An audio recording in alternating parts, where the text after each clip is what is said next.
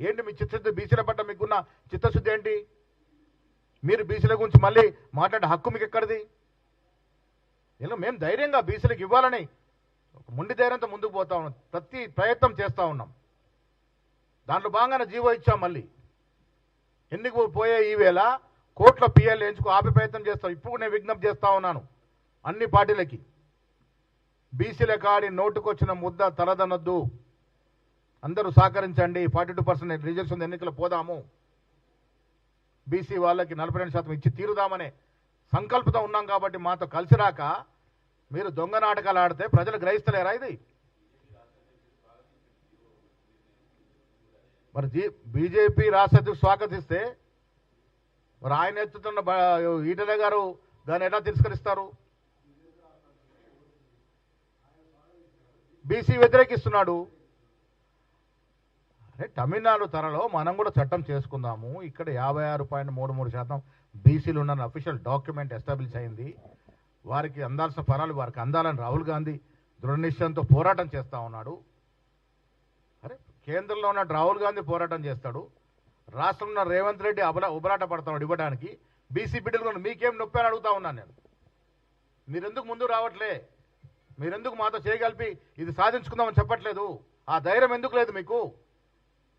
ఈటల రాజేందర్ గారు, బండి సంజయ్ గారు, అరవింద్ గారు ఎందుకు జవాబు చెప్పరు దీని మీద? ఎందుకు ముఖం చాటేస్తా ఉన్నారు? ధైర్యం లేదా మీకు? మోడీ గారు బీసీ అని చెప్పుకుంటారు కదా, మన మోడీ గారి దగ్గరికి వెళ్ళి అడిగే ధైర్యం లేదా మీకు? మీరు నిజంగా కలిసి వస్తే ఒక్కరోజు చట్టం అవుతుంది. ఎందుకు దీని మీద శ్రద్ధ వహించట్లేదు? మీకు చిత్తశుద్ధి లోపించి చేయలేక చేసేవారి మీద నిందలేస్తూ ఉన్నారు. కాంగ్రెస్ పార్టీ ఈరోజు కూడా committed, we are committed for 42% reservation. ఏదో ఒక రకంగా ఇవ్వాలన్నదే మా తాపత్రయము, మా యొక్క ప్రయత్నం. ఆలోచిస్తాం. దీంట్లో కాంప్రమైజ్ అయ్యేది లేదు. 80%లో 42% ఇచ్చి తీరాలనే సంకల్పంతో ఉన్నాం. కోర్టు నిర్ణయం, ఒక కోర్టు తీర్పిస్తే దాని మీద మళ్ళీ అధ్యయనం చేస్తాం. ఏ రకంగా దాన్ని అధిగమించాలో కూడా ప్రయత్నం చేస్తాం. అన్ని కోణాల నుంచి ఆలోచించి మళ్ళీ మా పిఎస్సి కూర్చొని మా పార్టీ పెద్దలతో విచారించి దాన్ని ఎలా ముందుకు పోలో నిర్ణయిస్తాం. తీర్పు రాకముందు ఎందుకు కోర్టు తీర్పు పాజిటివ్గా వస్తుందని ఆలోచిస్తూ ఉన్నాను. ఎన్నికలకి కోర్టు అవకాశం ఇస్తుందని ఆశిస్తూ ఉన్నాను. ఆ రకంగా అవుదామని కోరుకుందాం.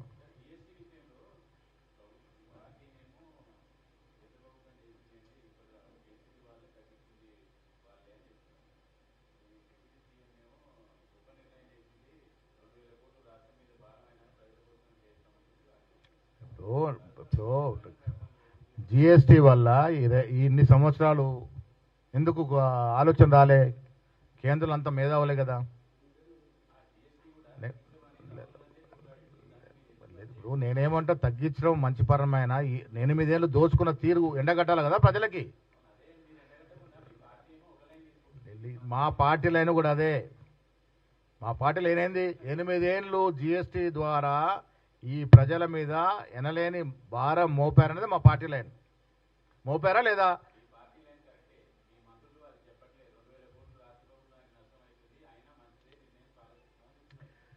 బట్టి గారు ఏం చెప్పారు నిన్నాను? ఇన్నేళ్ల కన్నా ఈ నిర్ణయాన్ని రివ్యూ చేశారు. తగ్గించడం శుభపరిణామమే. నేను కూడా అంటా ఉన్నాను, తగ్గించడం శుభపరిణమైనప్పుడు ఆ భారం ఎవరి మీద పడుతుందో ఒకసారి ప్రజలకు తెలవాలి. ఆ భారం మళ్ళీ రాష్ట్రం మీద పడుతూ ఉంది. దీనికి తోడు 8 ఏళ్ళు ప్రజలు వారి భారానికి మించిన బరువు మోసారు కదా. 8 ఏళ్ళు సోయలేదు, ఇప్పుడు తగ్గించారు. ఇది ప్రజలకు తెలవాలి. 8 ఏళ్ళు ఏ రకంగా ప్రజల మీద భారం పడదో తెలవాలి. ఇప్పుడు తగ్గించిన వల్ల రాష్ట్రంలో, తెలంగాణ రాష్ట్రం మీద పడుతున్న భారం ఎంతో తెలియాలి కాబట్టి ఆ విషయం చెప్పాను నేను. Thank you.